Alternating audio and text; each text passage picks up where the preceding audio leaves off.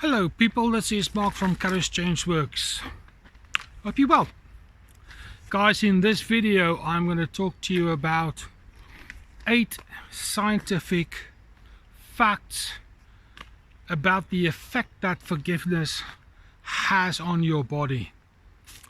And it is really interesting. I'm convinced that you are going to find some of this facts challenging, enlightening, possibly motivating to learn how to do forgiveness. So here we are. Fact number 1.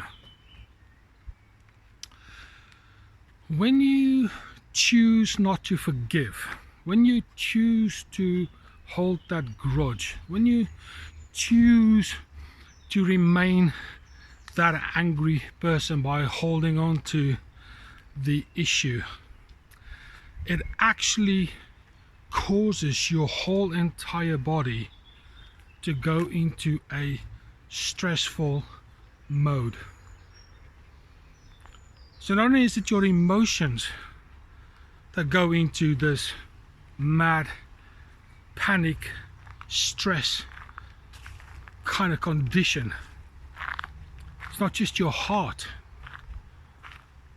Consider it hits you at the bottom of your feet, underneath your toe, in your armpit, just the same. So if the scientists were to do a cortisol level test and do it on location, your whole body will light up like a Christmas tree when it comes down to that particular area for stress.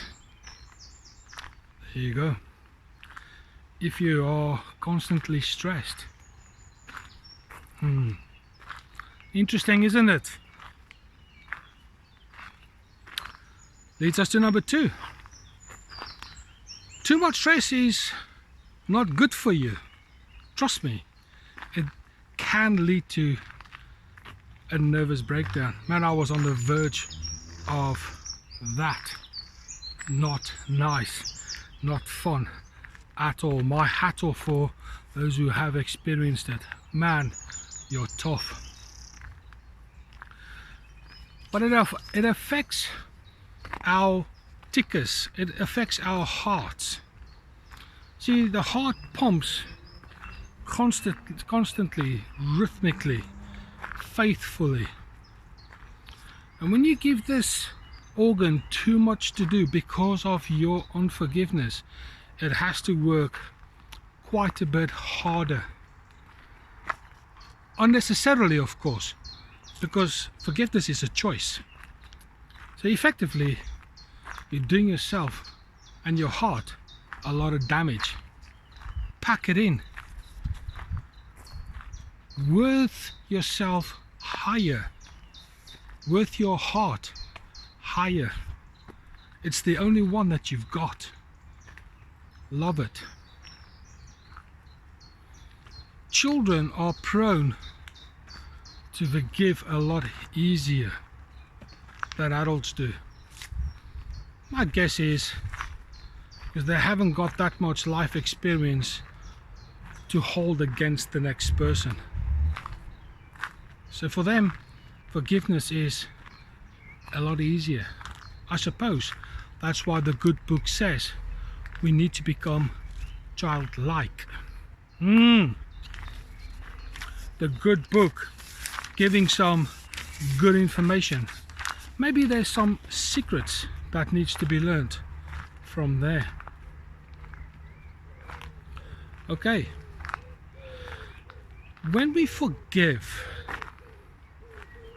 we actually activate the prefrontal cortex, this prefrontal lobe here, which means it is a cognitive kind of process. It's a problem-solving process. It is a logic-based process.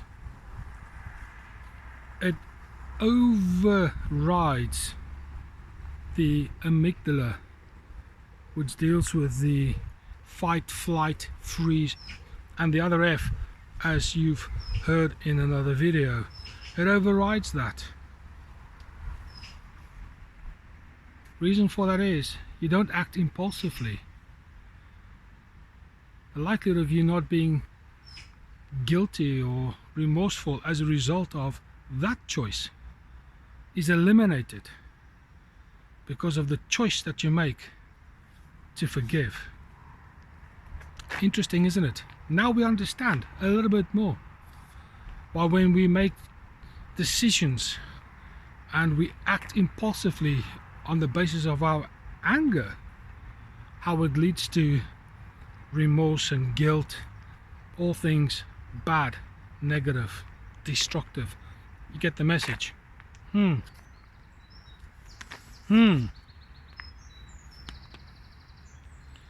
Forgiveness deals with stress before stress deals with you.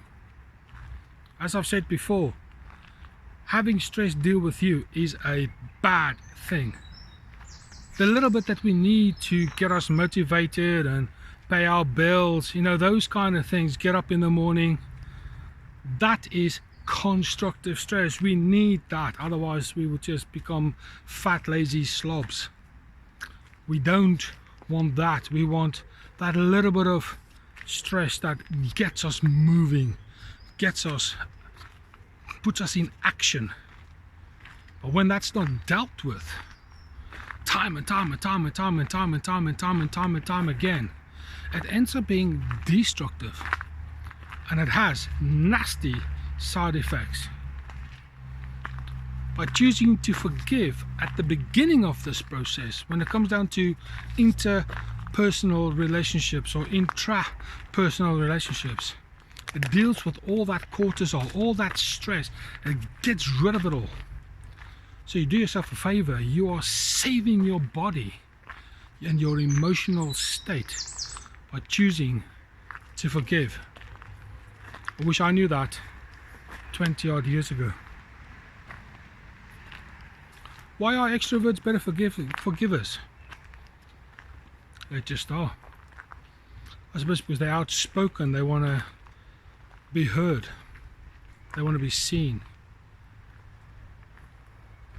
Maybe we need to speak up and act on what we truly believe when it comes down to forgiveness, when it comes down to doing it.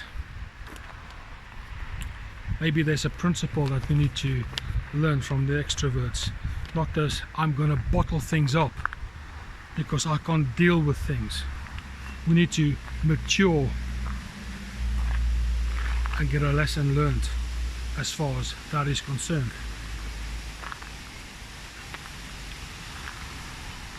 Where are we now? Number 7.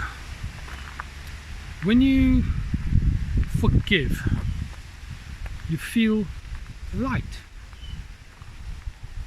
compared to as if the whole world is on your shoulders. You feel heavy, bogged down.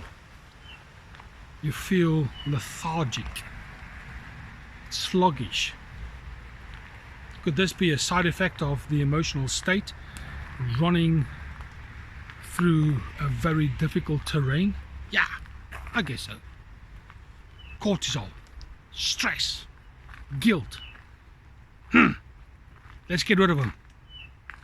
So if you want to feel light and bouncy, not only in your body but also in your emotional state and in your mind, in your spirit, in your soul, forgiveness is the trampoline that will take you there.